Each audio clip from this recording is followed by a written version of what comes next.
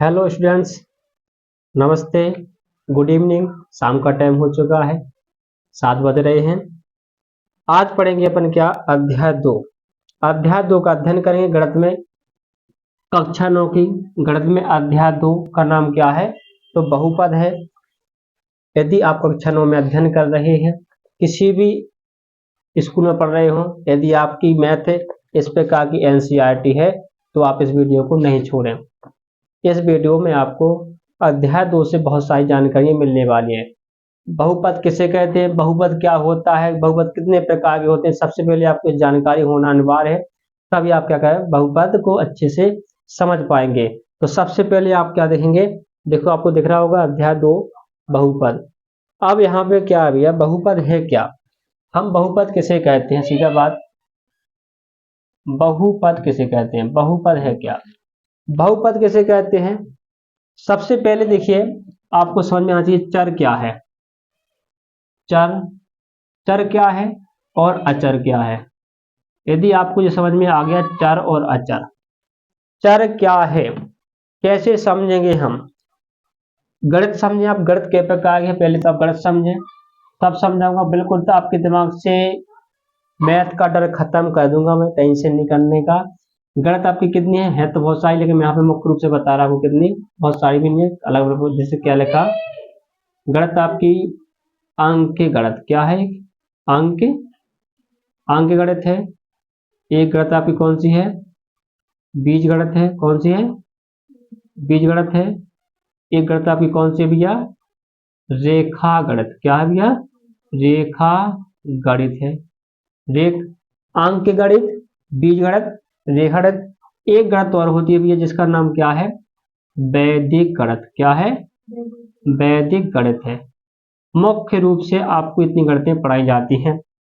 वैदिक गणित कहाँ होती है, तो अब आप अपनी मैथ निकालना, मैथ के सबसे पीछे पीछे तरफ जाना, यहाँ वैदिक गणित होती है इस साइड, यहाँ पे वैदिक गणित होती है इस साइड, पीछे देखना अपने अच्छे से, यहाँ पे वैदिक गणित होती है। गणित की वैकल्पिक विधियां होती हैं, भाज्य वैदिक गणित है। और आपकी छोटी क्लासों में तो है ही वैदिक गणित। और आप बहुत ध्यान, काफी चीजों, काफी मैथों में देखा मैंने वैदिक गणित होती है। यस में नहीं दिया गया तो कोई टेंशन नहीं, वैदिक गणित होता है, रेखा गणित होता है, बीज गणित होता है, अंक गणित होता है। अंक गणित में आपने क्या देखा, हमने आपसे कहा कि 2 + 2 कितना होता है, आप तुरंत बता दें कितना होता है सर, 4 होता है। यदि हमने इसमें लिखा दिया 2x + के 2x कितना होता है, आप कहेंगे सर क्या करें इसको, तो ये क्या होगा, दो दो तो अंक अंक जुड़ गए 4 और x कितने हो गए, x ही रहेगा, ठीक है। यदि हमें इसका गुणा करना पड़े, 2x × 2x कितना हो जाएगा भैया, 2 दूना 4, x कितना होगा, x² हो जाएगा, 2 दूना 4, x⁻² लग जाएगा। तो इसमें क्या होता है, बीजगणित में किस तरीके का सवाल होता है और अंकगणित में किस तरीके से हल करना पड़ता है, आज सारा पढ़ेंगे आप लोग।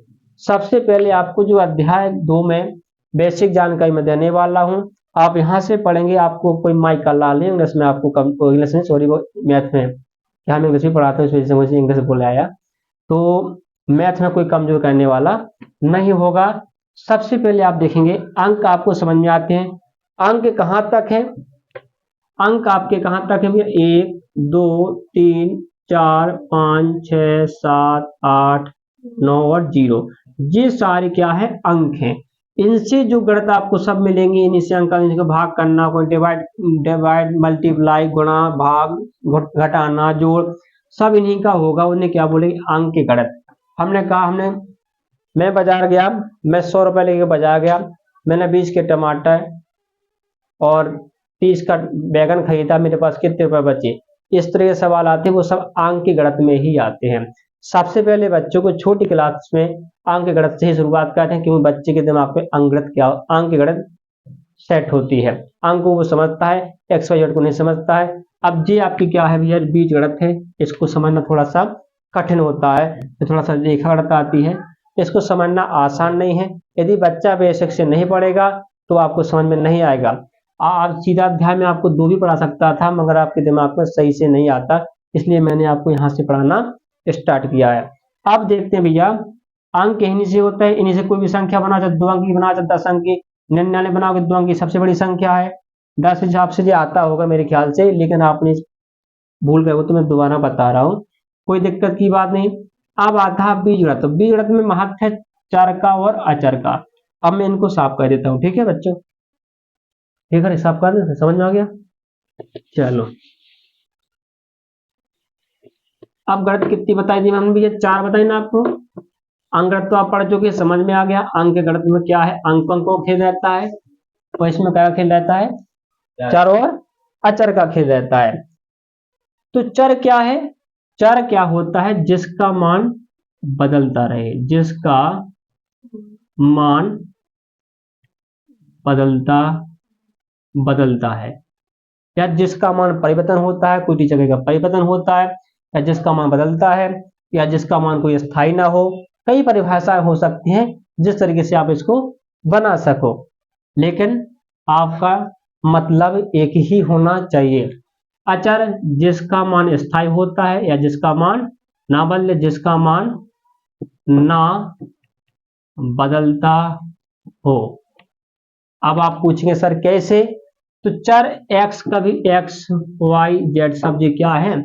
चर के ही उदाहरण है। दूसरी बात, यहां लिखा है जिसका मान बदलता रहे, जिसका मान ना बदलता है। जैसे 2 को आप क्या 3 बोलेंगे? नहीं बोलेंगे ना। क्या बोलेंगे? 2 को 3 नहीं बोलेंगे ना। और जैसे 4 को 4 ही बोलेंगे, कुछ नहीं बोलेंगे ना। कभी कभी आप x बराबर बोले, x बराबर 5 रखने पर, ऐसा कहीं सुना होगा आपने। इसका मान क्या हमेशा बदलता रहता है, इसलिए इसका मान है चर। चर का मतलब जो सही जगह व्याप्त है, चर चर चर चलता है जो। अचर का मतलब जो ना चलता हो। 2 को 2 ही बोलेंगे, ये क्या हुआ? अचर हुआ। इसको क्या बोलेंगे? चर बोलेंगे। इसका मान क्या है? बदलता रहता है। इतनी बात आपको समझ में आई होगी। यदि नहीं समझ में आई है तो वीडियो को दोबारा देखेंगे, समझ में आ जाएगा। वीडियो लंबा हो जाएगा भाई साहब। तर देखिएगा, जब चर अचर से कोई मिलके ऐसा बनाया जाता है प्लस माइनस में, तो इसको क्या बोलते हैं? व्यंजक। क्या बोलते हैं भैया? समझ में आ रहा भैया? ऑनलाइन वाले बच्चों तुम भी देखते जाओ, कोई समझ में नहीं आता कमेंट कीजिएगा, हम दोबारा वीडियो बना के आपको दोबारा समझाएंगे। व्यंजक, चर और अचर से जो मिलके बना वो क्या बना भाई साहब? व्यंजक। यहाँ पे 2 क्या है तो आप कहेंगे सर क्या है? अचर है। x क्या है तो आप क्या कहेंगे भैया? चर है। 3 भी क्या है? अचर है। और जो प्लस माइनस क्या है? संक्रियाएं। जो भी जो संक्रिया, प्लस प्लस माइनस गुणा भाग, सब क्या है? संक्रियाएं। बेसिक से पढ़ रहे हो, गणित का बेस मजबूत है तो बहुत अच्छे हैं आप, नहीं तो वरना मैथ तो अच्छे अच्छे पढ़ते हैं, सब भी जब एग्जाम में बैठते हैं कंपटीशन में तो पीछे रह जाते हैं। संक्रिया होता है। तो व्यंजक कब बनता है बताएंगे? चर और अचर से मिलके जो बना वो क्या है? व्यंजक है। अब व्यंजक से ही क्या बनते हैं? फिर बहुपद। जब व्यंजक बने, व्यंजक से क्या बनेगा? बहुपद। तो किस प्रकार के व्यंजक को बहुपद कहेंगे या बहुपद नहीं कहेंगे, इस बात को आप समझिएगा। अब व्यंजक क्या है, बहुपद समझ में आ गया है बच्चों? अपनी कॉपी में आप लोग नोट कर लें, स्क्रीनशॉट ले, जो भी आपको जैसा अच्छा लगे। इसको मैं मिटा रहा हूं भैया, साफ कर देता हूं। अब देखिएगा किस तरीके से आगे पढ़ना है। जो बच्चे कक्षा 10 में पढ़ रहे हैं वो लोग भी इस वीडियो को देखें, वरना उनको क्या है 100 में 100 लाने में कठिनाई आ जाएगी। आसान नहीं है 100 में 100 लाना, मैथ में थोड़ा पढ़ना पड़ता है। तो बहुपद किसे कहेंगे? सीधी बात, आपको सबसे पहले एक चीज और बता दूं, पूर्णांक। पूर्ण संख्या होता है, एक होता है पूर्णांक, एक पूर्णांक होता है।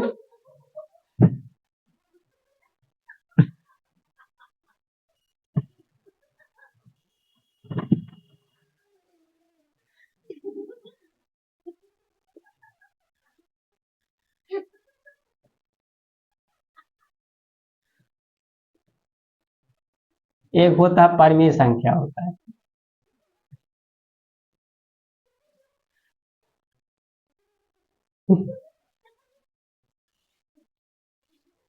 पूर्ण संख्या, पूर्णांक संख्या, प्राकृतिक संख्या, परिमेय संख्या।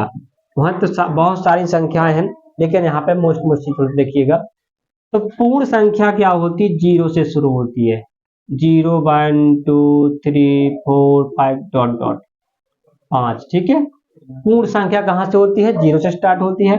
पूर्णांक में क्या? माइनस की संख्या, जैसे माइनस का 3, माइनस का 2, 1, 0, 1 2 3 डॉट डॉट डॉट, यानी सारी माइनस की संख्याएं और सारी प्लस की संख्याएं और जीरो भी जब शामिल होता है तो उन्हें क्या बोलते हैं? पूर्णांक संख्याएं। अब बात तो प्राकृतिक संख्या होती 1 2 3 4 5, मतलब 1 से शुरू होती है। तो जो परिमेय संख्या वो क्या? परिमेय संख्या सारी पूर्ण संख्या भी परिमेय संख्याएं, जिसे p बटे q में लिख सकते हैं। जैसे क्या में लिख सकते हैं? p बटे q के रूप में, अर्थात वो क्या हो भैया? भिन्न हो। हम आपसे कहें क्या दो परिमेय संख्या है, तो आप कहेंगे हाँ परिमेय संख्या। क्यों? इसके बटे में आप 1 लिख सकते हो। 6 भी परिमेय संख्या है कि नहीं है? तो 6 भी क्या है? परिमेय संख्या, क्योंकि इसी बटे में आप क्या लिख सकते हो? 1 लिख सकते हैं। कोई भी आप पूर्णांक संख्या, पूर्ण संख्या ले, वो क्या होगी? परिमेय संख्या होगी, क्योंकि इसी बटे में आप क्या लिख सकते हैं? 1। हम कहें 0 क्या परिमेय संख्या, तो आप कहें हाँ 0 परिमेय संख्या, क्योंकि उसी बटे में 1 लिख सकते हैं। अब इसको मैं साफ कहता हूँ, वो समझना बढ़िया। पूर्ण संख्या कहाँ से शुरू होती है? 0 से शुरू होती है, ध्यान रखना भैया। चलो, अब बात आती है बहुपद। बाद में समझ में आएगा आपको, जब तक ये समझ में नहीं आएगा बहुपद समझ में नहीं आने वाला। थोड़ा आप समझें बहुपद का क्या है। आप लोग खुद कहोगे सर अब मैथ हम लगा दें क्या? अब आप पढ़ाना बंद कर दीजिए, हम पढ़ा रहे हैं आपको, इतना अच्छा हो जाएगा मैथ में भी आपका। तो टेंशन नहीं कर, वीडियो बड़ा हो जाने दो, कोई टेंशन नहीं है। तुम्हें समझ में आ रहा? मैथ आपको आ रहा? तो समझ में आना चाहिए, बात यही है। अब देखो ये बहुपद हो गया ना। वीडियो लंबा है, बीच में छोड़ के ना जाए, अधूरा ज्ञान बेकार होता है भाई साहब, ये ध्यान रखना। मेरा भाई बहनों, मोदी बोलता है। देखो यहाँ क्या होगा, सबसे पहले अभी मैंने क्या क्या पढ़ा दिया तुम्हें? बहुपद पढ़ा दिया, बहुपद नहीं पढ़ाया अभी, व्यंजक पढ़ा दिया। एक चीज रह गई अब आपकी, क्या? पूर्णांक संख्या हो चुकी है, पूर्ण हो गई, परिमेय होगी, जो भी। अब रह गया बहुपद किसे कहते हैं। ठीक है, तो बहुपद किसे कहेंगे?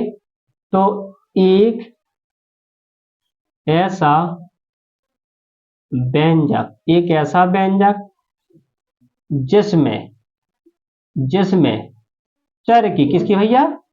चर की उच्चतम, मतलब जो बड़ी हो, उच्चतम, उच्चतम घात धनात्मक, जो धा लिखा है, धा धा धनुष, क्या लिखा भैया? धा धनुष।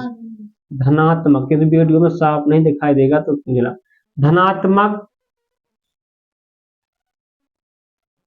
पूर्ण संख्या हो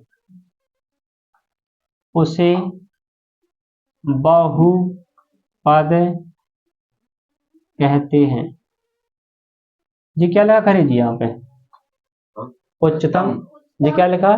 धनात्मक। तो पढ़िएगा, एक ऐसा व्यंजक जिसमें चर, यहाँ पर की लिखना था, चर की उच्चतम घात धनात्मक, धनात्मक पूर्ण संख्या हो, उसे क्या कहते हैं? बहुपद कहते हैं। धन पूर्णांक हो, धन भी बोल सकते, धनात्मक में क्या बोल सकते थे? यारा वीडियो में जी आ रहा, देखा जा रहा है यहाँ पे। धनात्मक पूर्ण संख्या हो उसे क्या कहते हैं? बहुपद कहते हैं। अब बहुपद कैसे? जैसे देखो भैया, एक्स की घात क्या लिखा हमने? 0 लिखा। क्या लिखा? तो एक्स की घात 0 होती है, इसका मान होता है हमेशा 1। जब भी किसी की घात 0 हो, किसी भी संख्या की घात कितनी हो? 0, उसका मान हमेशा क्या होता है? 1 होता है। हम लिखें 2 की घात 0, उसका मान क्या होगा? 1। ध्यान रखना इस बात का, हमेशा इम्पोर्टेंट है। अब भैया हमने लिखा क्या? 2, कोई भी संख्या ले लो आप, यहाँ पे 5 ले लिया, क्या ये बहुपद है? तो आप कहेंगे सर ये बहुपद है। ये कौन सा बहुपद है आप बताएंगे? तो ये बताएंगे अचर बहुपद है। क्या है? अचर बहुपद है। यहाँ पे क्या होगा? यहाँ पे x भी है, तो x कैसा होगा? x की घात 0 होगा। तो पता है x की घात 0 को मान अभी मैंने क्या बताया? 1 होता ना, तो इसका मान क्या है? 5, क्यों? 5 ही है ना। तो इसकी घात कितनी है? 0 है ना, तो इसका नाम शून्य बहुपदी बोलते। क्या बोलते हैं? शून्य बहुपदी बोलते। ध्यान रखना, विकल्प एक भी नहीं जाने वाला आपका। आप चाहे कक्षा 10 में पढ़ते हो, चाहे आप 9th में पढ़ते हो, 9th से ही बेस अच्छा होता है। जो बच्चे 9th में नहीं पढ़ते हैं, हम क्या, आप लिख के ले लो मुझसे, आप 10th क्लास में 100 में 100 ले आना तुम्हारे लिए आसान नहीं होगा, ये ध्यान रखना। यदि आप 10th में पढ़ते हो, 9th को भी साथ में पढ़ते हो, तो भी आप 100 में 100 नंबर ले पाएंगे।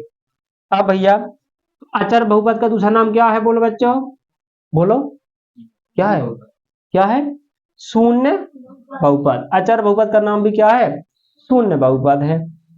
अब बात आती है कब, जैसे मैं लिखा 5x स्क्वायर 6x प्लस के 3, इसमें बताओ चर क्या दिखाई दे रहा है आपको, एक्स एक्स दिखाई दे रहा ना, कि वाई भी दिखाई दे रहा, एक ही चर दिखा है, तो इसे बोलेंगे एक चर वाला बहुपद। कितना, एक चर वाला बहुपद, बिल्कुल बेसिक से पढ़ रहे पर एक चर वाला बहुपद है।